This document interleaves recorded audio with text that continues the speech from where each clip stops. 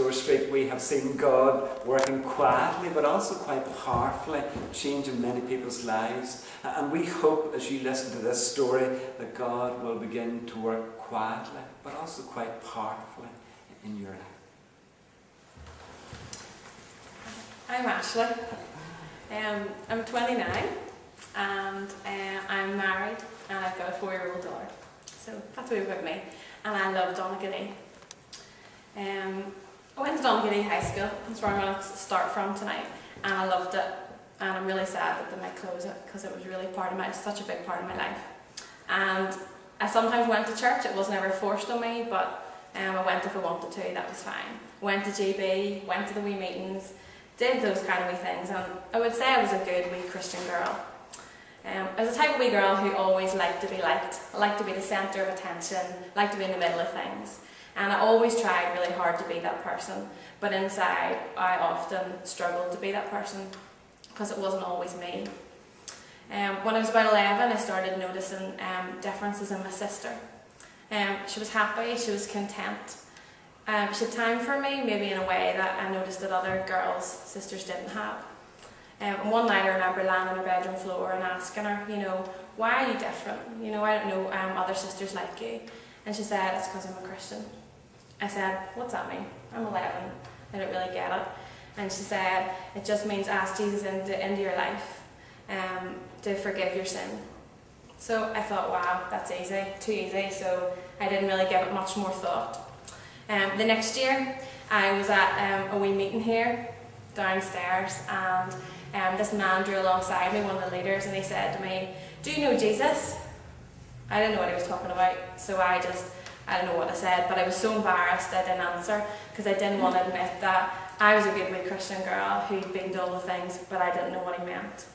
So I said I wasn't going back. Those Christians in there embarrassed me, so I'm going to leave them to it. But God had his hand on me, and I came back. When I was 13, I met Alan, who's now, my husband. And when I met him, he was another person who I saw was really genuine and someone who had a real love for church and a love for his youth group and for his family. But again, I was too embarrassed to ask him what it meant to him. He told me that he was going to be baptised. I thought it was weird, because we do that when we're babies and he was a grown-up, and so I said, that's enough of that, I don't understand it. So again, I pushed him away because I was so embarrassed. But I was really intrigued by what God was doing and what I could see in different people's lives. I wanted it. I tasted something that I really wanted. And I started to think, yeah, I know lots of wee bits about Jesus in my head, but in my heart, I don't really know a lot. I'd never really taken time out from the wee meetings and being a good girl to really think, well, what does this mean for me?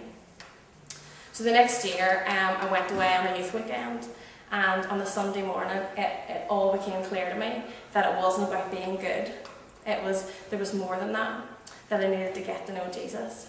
So again, I was too embarrassed to ask anybody to help me, so I stuffed a wee booklet, wee Why Jesus or something in those days, whatever it was, up my sleeve, and off I went home with it. I read it, and I thought, yeah, that's what I want. So that night in my bedroom on my own, I prayed the wee prayer in it, and God came into my life that night. And I remember it like it was yesterday. Nothing happened. There was no shaking of the room or anything. The next morning I expected my mum to think there was something different about me. Nobody said a thing. But there was something was really happening in my life and I knew it. Because from that day I wanted to change the world. I was like, I'm going to go into Donaghadee High School today and I'm going to tell everybody about Jesus. It wasn't like that when I got there, but it was still exciting in my heart. And I remember just saying, God, I don't know what you want to do with me, but I don't want to be boring and normal, and I don't want to be just half-hearted. I want to be totally on fire for you. I want people to look at me and say, she loves Jesus.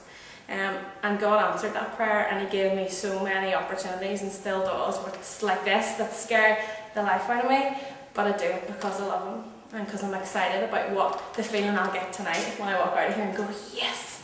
I did what you told me, and the feeling's amazing. And I was thinking back about when I was growing up as a teenager, and God was so good to me, and he gave me so many good role models and people who helped me understand, and people who said, look, if you're stuck, just tell me, just be honest, don't come back, tell me if you're stuck and I'll help you. And there were so many people like that, and some of you who are here who really helped me in times like that. And so often I look back and I just think, I'm so ordinary. I'm just Ashley, I'm just an ordinary wee girl. I haven't done very much maybe in life. And so often I feel really inadequate and think, well God, why would you want to use me? Because I'm so normal. But so many times God has just reminded me that it's His job and He wants to take me just as ordinary as I am. I just want to share a wee verse that I really love as well. And it's from Jeremiah 29. And it speaks to me so much, this verse. And it says, God says, I know what I'm doing, Ashley. I have it all planned out. I plan to take care of you and not abandon you. And I plan to give you the future you hope for. And I'm in my dream job now, and I believe that that's because God told me that verse, and I said, okay, you give me what I want, and He did. And I just think that that's really exciting, that if God exactly, I couldn't dream of doing anything better in my life. So I was thinking back about, being a teenager and choosing Jesus as a teenager meant that God kept me safe from so many things. And working with young people now, I see the damage that the world has on them, and I just thank God. I used to think, well, why didn't I have an exciting story? But now, I look and I thank Him for, keeping me safe. And, I've never been drunk, and I've never taken drugs, and I've never slept around, and there are things to be proud of because God has done that on me. And I've tasted so little of the world. And you know what, I've missed nothing. And I think that in all of my story, that's what I would really want to get across, that I've missed nothing. There's nothing that I want to do that I haven't. I just want to follow God. And I've always felt really loved in my family and my friends, but the feeling that God gives me when I serve Him is just, it's like nothing else. And suppose for doing this wee DVD, I was thinking, what is our hope? And our hope is that in us that you'd see something of Jesus, and I'll just say, oh, that's nice for them, but you'll go searching. And the next wee bit from Jeremiah says, when you call on me and when you come and pray to me, I will listen.